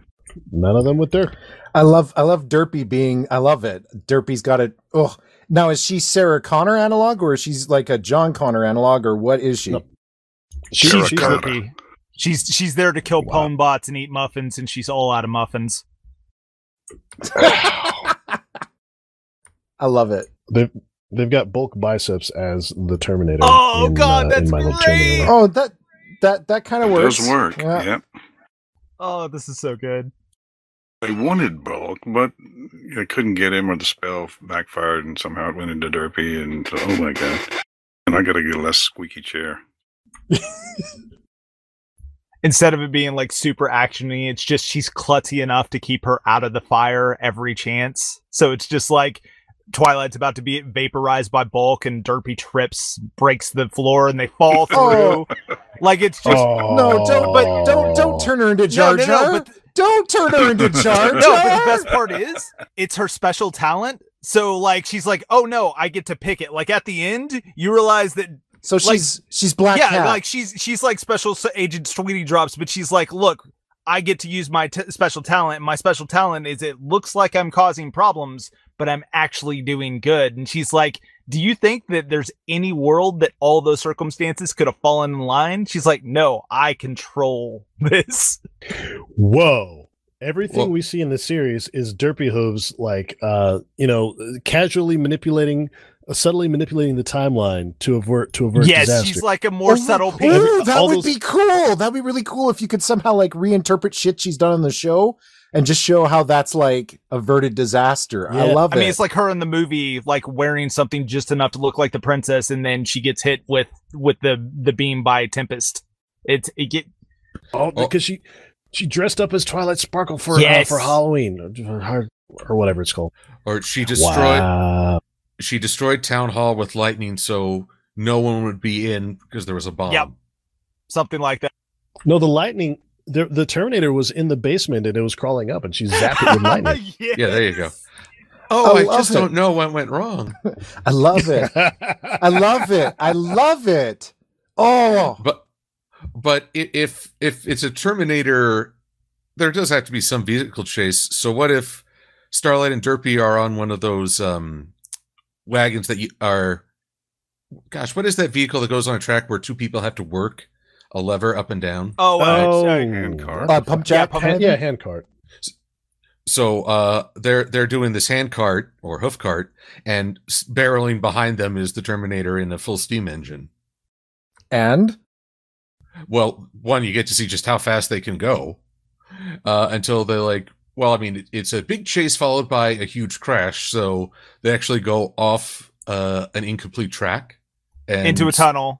And both that's of- 80 miles an hour, so Both of them can fly, however, so they just float up, and the Terminator just watches them go like, No, oh, no, come no, no, on. no. They got to crash in a tunnel and the smoke makes it to where they can't fly. So they're on hoof, a little bit damaged. The one side of the tunnel is on fire. The Terminator's coming after them, and they're trying to get out of the tunnel. Come on. You've seen these. You know how it is. You guys having fun here? So much fun. Actually, we fleshed out some ideas that actually make a lot of sense, and I love it. I love it. Especially that we reinterpret Derpy's whole timeline so that she's actually the hero of Equestria, preventing apocalypse. I've actually been back for a couple of minutes just listening to you all. Well, fine. You're welcome for the free entertainment. This is adorable how enthusiastic you all are. I love it. This is what we're in fandom for. We always write a story every week, you know that, right? She volunteers to be part of the Ponyville Olympics team just to deny the Terminator a spot. Well, I think. So who is the Terminator? Bulk biceps. Is one of the ponies in town? Really? Both biceps. But he's on the team. She's got to be on there to keep extra special care and an eye on him. No, the real Bulk biceps was on the team, and then the T1000 took his place. There you go. Wait. See, I was going to say the pony obsessed with jelly. It's actually lubricant. Do. Squishy, squish, squish, squish.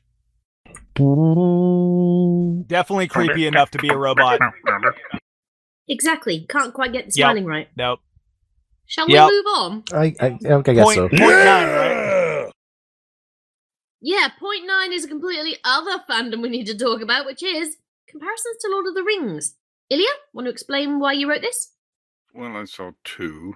I didn't know if anyone else saw that. The entire trip to me was Sam and Frodo going into Mordor. I mean, that was the parallel to me the whole way. That's all I thought about. And then they did have the thing where Rainbow Dash cried out, "You shall not pass." But it was kind of, it kind of took me there. Anybody else see any thematic similarities? Fools. Yeah, I mean, I could see that vibe a little bit with the whole, Rarity's got the burden. She's the one who's going to complete the journey, and Sweetie's just kind of there, but it loosely. They each have their own strengths. And wasn't much. I just tossed it in. No, it's a nice comparison. It's also the idea of it is the seemingly weakest who ends up being the one who saves everyone. Right. Although this had, significantly fewer fake endings. Yes.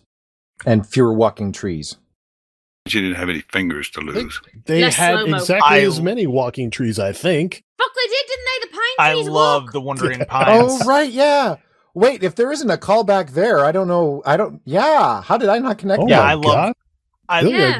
You cracked I love the the code. Wandering Pines. Like, that was such a nice little addition, because it totally felt like something that could be in the world, and just that whole section is magical to me. I love it. Really? I found it a bit truncated. You're barking at the wrong tree. Oh. Now you made it worse. You need to just leave. Fuck off. I pine for better puns. Oh my god, all of you! In the spirit of this podcast, I am now officially saying the first fuck off. We got pretty far along. We did. We've got like an hour and 44 minutes into it, and this is the first time, even in the pre-recording bit, I hadn't told anybody to fuck off, and I'm telling you all, fuck off. I like that we're branching out. Ah! Okay, see that point over there, Silver? Fuck off to it. And when you get there, keep fucking off. So you're The roots of this run deep. Oh my god! You're opining for me to go there? You're Point- acting a little wooden Point there. 10! Pony's not reciprocating in a mad style scenario. Narrator! It's not a ton to add on this point. Explain what mad is, because I didn't get it when you first wrote it, so I'm assuming some listeners won't. MAD meaning mutually assured destruction, kind of like the United States and the USSR had, throughout the 50s during the Cold War and stuff like that. The idea that no one dares launch a nuclear strike on the other, because if they do, then they will also be destroyed. In this world, the Corvids, which is the enemy antagonists who have broke the world, essentially launched weapons of mass destruction, but like the ponies did not reciprocate. And I don't know if that was. I don't know what the hell was the point I was trying to did that? Because earlier Niall said that like the Sunstrike was from Celestia that ended up wrecking things. That was the last ditch effort when they're at Canterlot, but like the FU, everything's getting destroyed. That was the Corvids as they were fleeing. But it's funny because there's actually a point in the story where Rarity's thinking back that touches on this. She's like, maybe Equestria should have had crueler rulers who could have promised to return the favor, a balance of destruction so neither could ever occur. The idea is that Ponykind was too nice, and that's what invited the initial invasion to begin with. And the fact that they didn't use a super weapon until you're on the doorstep of the capital, and the enemy at that point lost a ton of their force, but their spiteful return is, well, we're about to go back home, but we're not going back empty-handed. We didn't get to take your land, but we're destroying this place so no one can ever have it again. And they essentially call down, I believe it was like a giant meteor or a giant fireball, and they essentially nuked the city. But yeah, it talks about that. It's like, maybe if we had threatened more violence or promised to do the same, they never would have invaded in the first point. Although, as we were talking earlier about if you add something to this world, does it make a certain logistical sense? These invaders, who rather pretentiously call themselves the Grand Alliance, did they know that Celestia and Luna were in charge of moving the sun and moon? Because a part of me says, if only they have that ability, that's the ultimate don't mess with us, because you will break the world. Yeah, I don't know what their end game was. They probably had enough hubris to think they could supplant them. We have defeated the ponies. Now we have plunged the world into eternal darkness. Well, we showed them. Yeah, well, three thoughts on that. One, they didn't know, which is a possibility. Two, they knew, but they've obviously shown that they have magical ability themselves. Maybe they thought, hey, well, if we take them out, we have our own magical forces. We can figure out how to make it move on our own. But never underestimate arrogance. But third, and I look more towards the type of creatures they are based off of this. So goats, crows, muskox, they tend to come from a clime that is a little bit less resource rich, like deserts or scrub. My thought is it would be out of desperation. Like, this is not a war just for a war. This is a war of resources, because if not, we're losing where we're at. And I know it's not explicitly said in here, but that's always one thing that I personally have read into this, is like, they're probably in this war for resources. Probably their home is pushing them out. But again, that's just based off of reading about the types of animals that are attacking them and where they come from. And I'm like, yeah, I could see that. But that's just a fan theory. So I have a question. Are we the baddies? Not necessarily. Do you have a SWAT sticker on your hat? Not today. I can't see it. Oh, please no. Right. Does anybody have anything to add on this point? I was just going to say that sometimes baddie's going to be bad, but it's nice if we can understand their motivation. But given the context and the frame reference of who's telling the story, and I didn't get caught up in needing to know their total motivation. Rarity wouldn't know. There's no one to tell her afterwards what happened and why they were doing what they were doing. Yep. Okay, so point 11. Nothing else to add. Oh. I'm stumped. Yes, I'm gonna kill you. I think we're gonna leave that subject. Fuck off, all of you! I want to say I haven't done a single one. That's because you're a sap. The tree is gone and I'm bored. Right, that sound box is going in your cloaca, Silver. Wow. Ooh. Kinky. Point 11! Where are the elements? Yeah, I added this. It's the one glaring thing that's like obviously annoying about this. You have rainbow lasers. Why didn't you shoot them?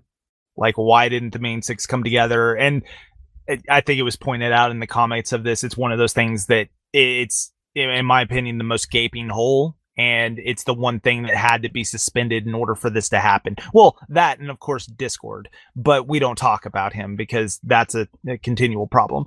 But, yeah, like, where are the elements? Why are you not using the elements on this? Do they not have any kind of power? Are the enemy so unable to feel friendship that you can't even use a friendship beam on them? Like, that's the only thing. One would think from what happened in canon, the inability to feel friendship is what makes the friendship canon more lasery. Yeah, that too. Well, if the harmony is caused by something that you're a part of, it might destroy you as well. Also, I suppose, depending on when each of the bearers died, it may not work. Well, they die in pretty quick succession. Like, from... Exactly. If this point, is Friendship Castle there? And if Friendship Castle's there, it means the elements are in the tree. And did that mean they just didn't have a chance to get to the tree? And if Friendship Castle wasn't there yet, the elements would be in Canterlot. And maybe that's one of the reasons why Rainbow Dash and Rarity would go in there. Yeah, but I feel like if the elements were still in like, once again, like, AJ wouldn't have wanted to leave the farm and Flutters wouldn't have left her animals. But, like, if Equestria is being invaded and you are and your friends have the one magical MacGuffin weapon that can save them, I feel like they would have prioritized that. Plus, Twilight can teleport, and that's been shown multiple times. You could have teleported. What did happen to Twilight? I genuinely lost track she of goes her. to get with the princesses, and it's inferred that she died in the counterattack, but it never specifically says, and that's one of the things. Same with Pinky. Pinky was singing in the catacombs, and then she wasn't singing anymore, so it's inferred that some of the magic that was going on down there killed her, but it's never explicit. The only explicit ones are Applejack and Fluttershy. Both of them were seen dead after the initial attack on Ponyville. Rainbow Dash is implied to have died outside the walls. She stops saying words and she goes down. She flies down and then she doesn't ever fly back up. Yeah. Well, she's got the blood streaming from her wings at that point, so it kind of implies that she can't fly back up. So, what? The only thing I read about Pinky is that Rarity could hear Pinky calling others to safety. Yeah, she was singing a song saying this is the way to get to safety down in the under part of the castle. But then right after that, it talks about some of the magic gets into that area. That's when Rarity gets hit with all the which she's trying to protect the foal. But there are other magics that are around her. Like, I think it talks about, like, to the side of her was a shock of ice, and there's also, like, fire around the area. Like, it's loosely implied that Pinky stopping to sing, well, there isn't a reason Pinky would stop singing unless she couldn't sing anymore, because she would have kept telling ponies where to go for safety. Pinky was Tom Bombadil. Yes.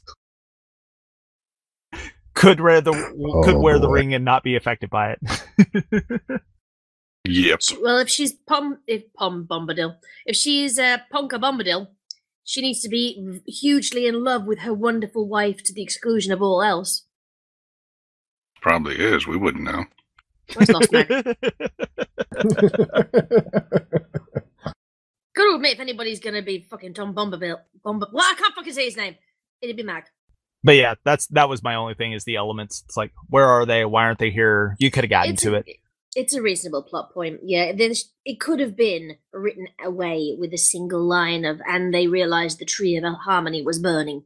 Boom, there you go. Or there could have been a big alicorn orgy, and they were all in the middle of it.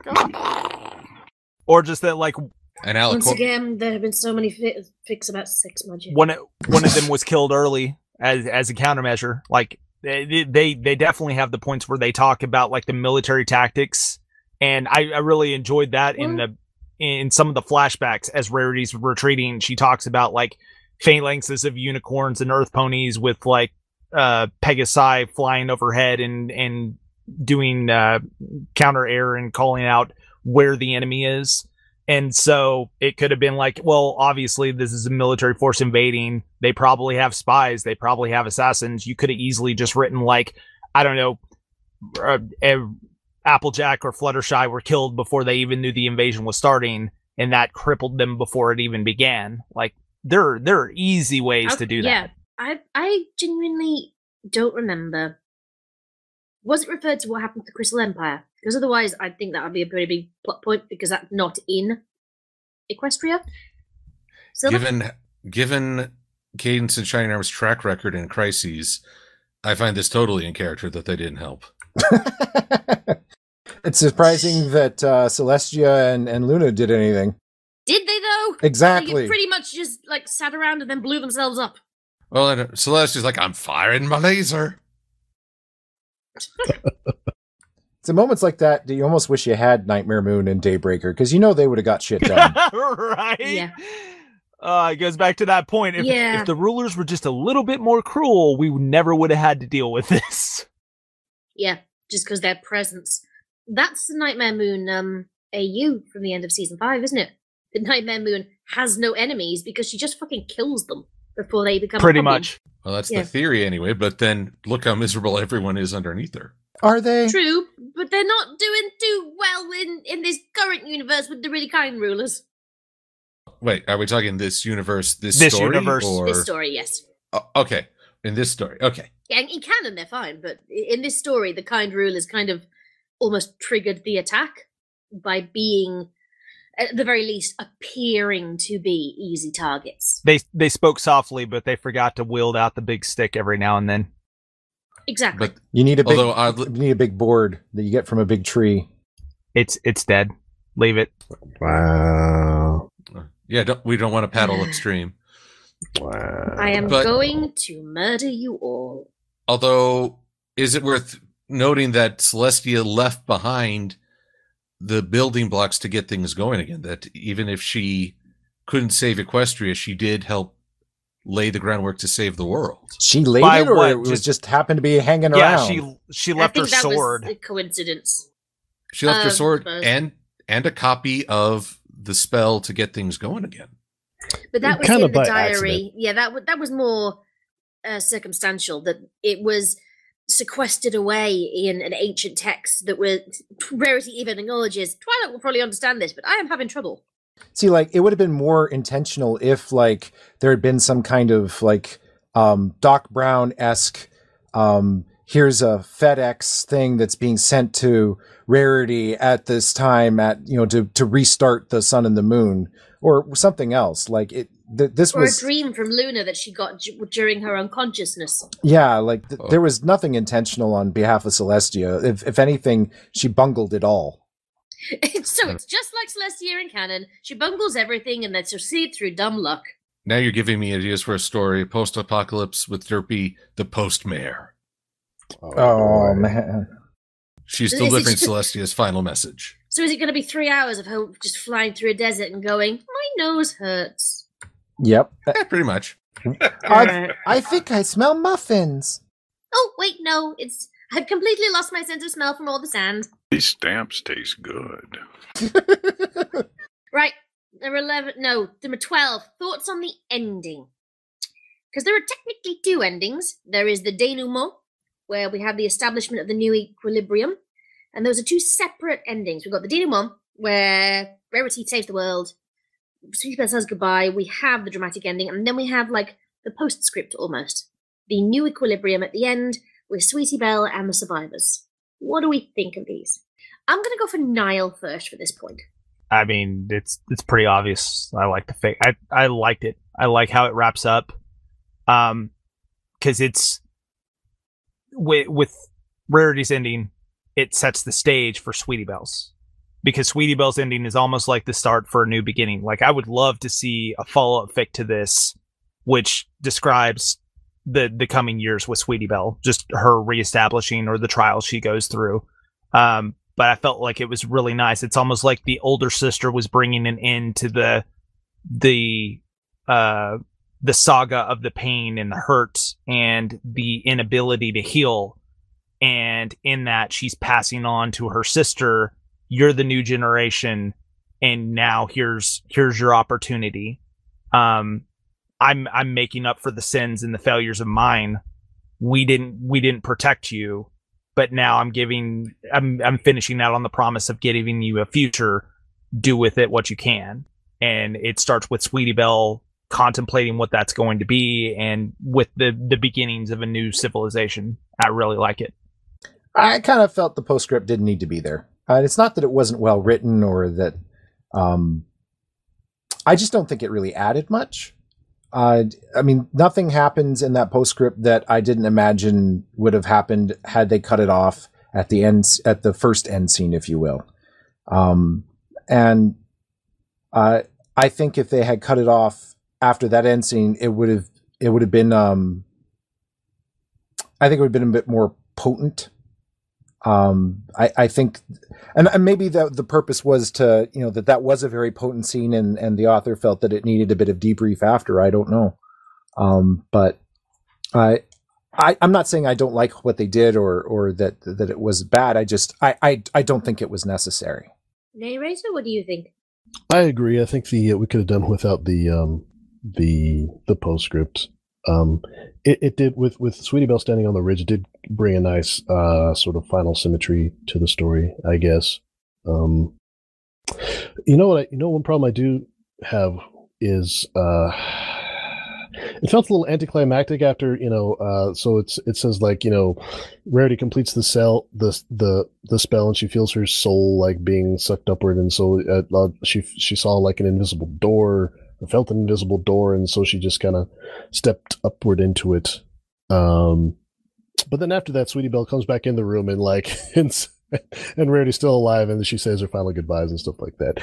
I think what would have worked better is if I don't know, if like Rarity talks to Sweetie Belle like from the sky, like an ethereal voice is talking to her and saying her goodbyes.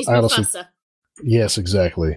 I honestly think the Mufasa ending would have worked better. Mufasity, or like making it to where it was a overtime process and she was slowly being drained, but like explaining that it needed to be either overtime or that it was done and she was out. I feel like that. I like the idea of going over time, because then that way, like, Sweetie Belle could take her back to the ridge and she could die there where she started. She just gets dusted. But yeah, that actually would be good. She turns into sparkles. That would be good, because that would complete the hero's journey for both of them. In if we're really sticking to the form, I feel like the ending was important because once Rarity had completed her mission and the sun was coming back up, then any number of things could have happened. It could have been that suddenly all the enemies were defeated, or people rose from the dead. It could have been a lot, but we got to see how the world would look and what challenges that they faced in the future. It gave us a good set point on where the world was after this happened, and I think it was, for me at least, important. Anyone else? I guess I'll just with the alternate ending you envision, I would like a voice to say, "Rarity wins. Mufasity." Well, you're going to keep talking now, Sil, because the last point is one you've added. Why do Friendship is Magic fans take such an interest in dark futures and use these characters to express them? So do you want to elaborate on that? Well, I've been a part of this fandom for a good while, and even though I don't go out of my way to read stories such as this, I am aware of their existence. And one of the things is, I just sort of marvel. I've seen fans use these characters to explore mortality, even before Tanks for the Memories came up. I've used them to explore the darker side of mentality, i.e. cupcakes. And there are these apocalyptic ones. And I've always been kind of fascinated. Why do we do this? And really that line about maybe if we had crueler rulers is a part of it. We see this idyllic world, and to quote Benjamin Sisko, it's easy to be an angel in paradise. What do you do when those ideals are challenged? What do you do when something pushes against that comfort? Do you remain the kind, or do you discover you're more cruel? And that's a lot of what I think this story is. It's how much of the old Rarity and Sweetie Belle do we recognize, and how much has changed to match this more difficult setting. Yeah, so I am a very big fan of using ponies in this way. I read a lot of different types of the darker, more grittier fics, and I number one, it's just fandom. Anytime you have something you like my fiance is really big into Ruby, the show by Rooster Teeth, and she reads a lot of the fanfics that come out of that community. And I think it's just when you have something that is beloved and that you identify with and you enjoy, but you have your own experiences or experiences that you want to work through in life.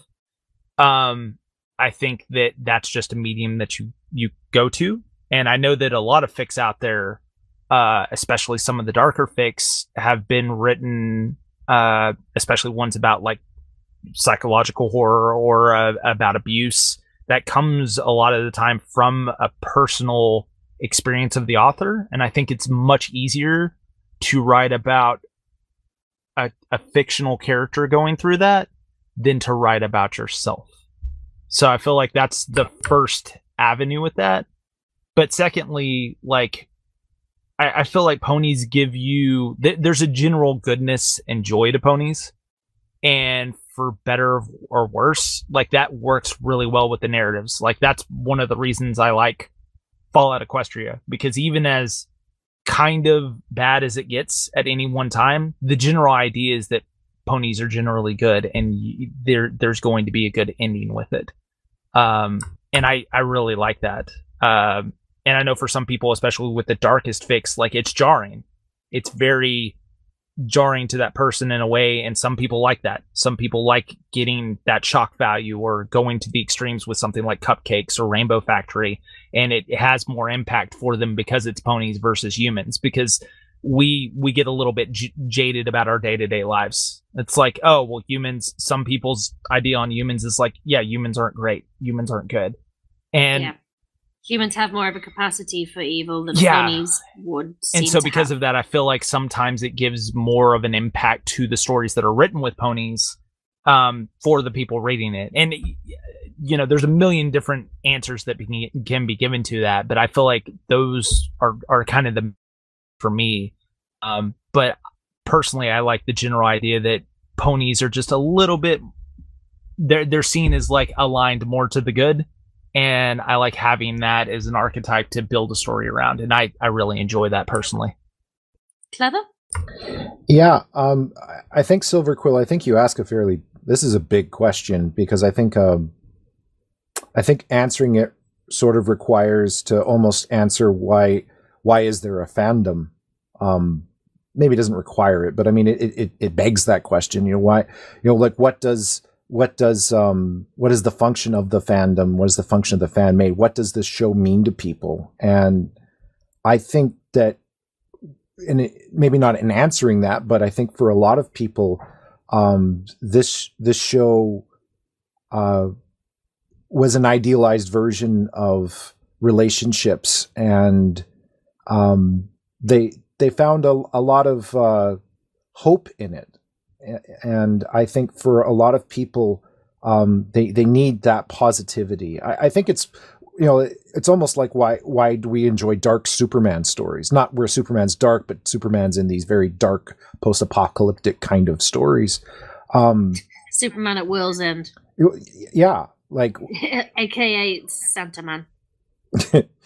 So I think we like these stories because it delivers ultimately sort of these messages of you know, what do idealized individuals, you know, what do they do in these situations? How do they adapt? And exploring this kind of content, it's first off, it's not already explored in the show. So, you know, just rereading and rehashing things that have already occurred or that occur just as they would in the show, I mean, it gets kind of boring after a while. I mean, you could just watch the show. You don't need to reread stories that are all kind of about that unless something kind of interesting happens to a particular storyline for a character that you like. But by expanding the world to include sort of these darker instances and proclivities, you're exploring the human experience through this lens and through these characters that people have grown attached to. And I think some people, especially in a heroic story like this one, there's a need for stories about heroes because we want hope. We want to believe in the idea of sacrifice for the better and for people. At least that's my personal opinion. And there's a catharsis that you get when you read it. And there is something uplifting about it. For the other darker stuff, there are other human emotions that people want to explore. And I think it gets heightened because these characters are more idealized. Narrator, what do you think? I think the dichotomy, the contrast between like My Little Pony, which is obviously, the super happy, everything's perfect utopia world, and either maybe just compressing reality, yeah, exactly. So, which I think is, well, there's a lot of reasons why human and Equestria stories are so popular. That's why, that's what I personally take out of HIE stories. At least, I just enjoy the dichotomy, the contrast of comparing the world that we live in to theirs. Ilya, do you have any thoughts on this? No. I don't think we should make the mistake of believing that we all live in the same universe. There are 7 billion universes, some of which we share with some people and some of which we don't. There are people who live in the Leave It to Beaver world and they want to see Married with Children. There are people that live in the Married with Children world and want to see Leave It to Beaver. There are people who want to see their lives mirrored in art, and there are people who want to see ideals reflected in art, and there are people who want to see the horrors that they imagine they might want to see. So there's just so many ways of looking at the world, so many desires and hopes, and they're not equivalent. You can't look at your neighbor and say, oh, he thinks like me. It's just not possible. I personally don't care for post-apocalyptic worlds. I sometimes will watch one if it has a happy ending because I'm an idealist. But I can see that it's not for everyone, and I can also see that it is for a lot of people. Niall? Yeah, I agree with Ilya. Like, the greater thing that you could ask, too, is, like, we're all part of this fandom, but, like, there's so many subsets and subgroups of the fandom, whether that be fic writers and VAs, whether that be the music community, whether that be the artist community. Like, it all gets broken down so much, and it's the same thing with this. Like, there are fics out there for nearly everything. I mean, we brought up the Terminator fic, and Narrator was able to bring up 2, like, tangential ones that fit that. There's a fic for almost everything out there, and if it's not, it'll be written soon. But every one of those, possibly by the members of this chat, but every one of those is an interpretation and a viewpoint of what the fandom means to them. And for some of them, it's joy. For some of them, it's pain. For some of them, it's awakening to new ideas. Like, it's a lot of different things to a lot of different people. And yeah, I think that the answer is just as complicated as any one individual within this fandom is. And there's a lot of us. That seems like a nice note to leave this on. Some very poetic words there, Niall. Right. It's a very intriguing point of view. Oh, She fuck missed off! the I thought you were being nice to Niall, and they clever gave it away. And now we witness Scribbler's fall. Oh! You can't escape the puns. I'm from England. We don't have fall. We have autumn, the proper word. Right. Okay. Final thoughts, and then I'm going to spin the wheel. So, Clever, final thoughts on this story. It was good. I liked it. I would encourage you to read it, and I would encourage you, if even more, if you're interested in writing heroic stories, to read it and break it down. Ilya? Well, it had some pacing problems, but it was such a joy to read the prose that I recommend it to anyone. Silver? A thoroughly enjoyable story with some beautiful prose and really great characterization, exploring what do ideal characters do in an unidyllic situation, to say the least. So not the usual genre, but certainly one I enjoyed. Narrator? 8 out of 10. Yep. No elaboration from that. You are Big Mac in real life. Yep. Niall? I love it. It's, like I said, top 3. It's definitely worth a read, and Carabas did a great job with it. I thoroughly enjoyed this, and I'd recommend it to anybody who just wants to give a shot at a fic. I'm going to be the voice of dissent and say, it's alright. It's got some good bits in it. The fight scene's really good. But that's just me. Right, now, I'm going to spin the wheel. Correct me if I'm wrong, but the only 2 people in here who are not eligible are me and Niall. Believe so. Right, so Clever, Ilya, Narrator, and Silver. I hope you've all got a fic ready for if it lands on you. I'm more prepared than last curious. Genuinely curious, Narrator, what you're going to pick if, like you said, you don't want Friendship is Optimal. Or maybe you'll subvert my subverted expectations and actually pick Friendship is Optimal. Well, I'll be forced to read the Oh, thing. fuck. What was that other fic about the tree? I can't remember. What? You already picked a fic about a tree! Well, I have to because of the puns now. Oh, fuck off. No, I'm spinning the wheel before you have a chance to think of what it was. Oh, she's a weeping willow now. Ah! It's spinning and oh, fucking hell, it did land on Narrator! You look at... Yay. You're lucky I can't remember the name of that fic. I'm going to do Don't Open the Door. Oh, I like that one. There is a very excellent reading by, what's his face? Can't remember. Yeah, I know who you mean. Robin Jacks. Yeah, Robin Jacks, that's the one. Whose name is a combination of my 2 favourite authors, Robin Jarvis and Brian Jakes. Makes it very difficult to remember. Yeah, only 13,000 words, so not too onerous, hopefully. Right, so next time we are doing Don't Open the Door by Grimm, which is a grim dark. Which means that we once again won't see Gumbassa or Midori.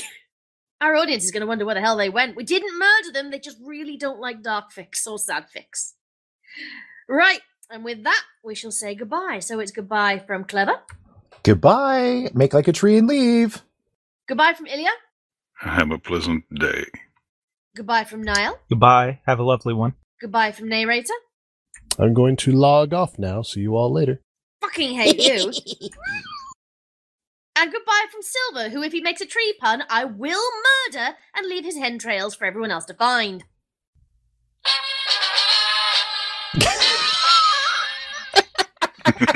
Okay, you get that one. That one really fit. You get one. Hear that? I stuck the landing. And that's a day. Goodbye, everyone. Bye. Bye. Bye-bye. I think that went rather well. Oh, yes. Wonderful. Yeah.